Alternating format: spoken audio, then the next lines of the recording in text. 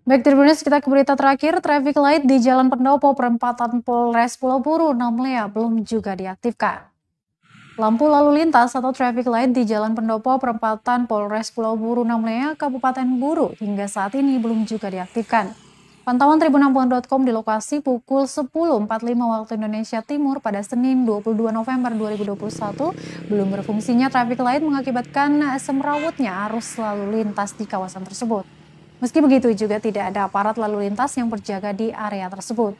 Sementara itu, Kepala Dinas Perhubungan Kabupaten Buru Jamaluddin Samak belum bisa memberikan keterangan terkait dengan hal tersebut. Diberitakan, traffic light di sejumlah titik di pusat kota Namlea sempat diperbaiki.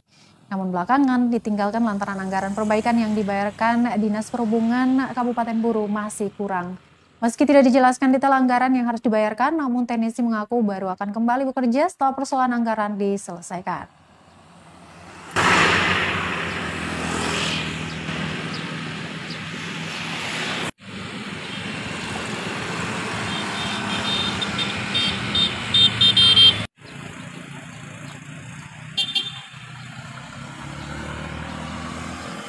Terima kasih sudah nonton.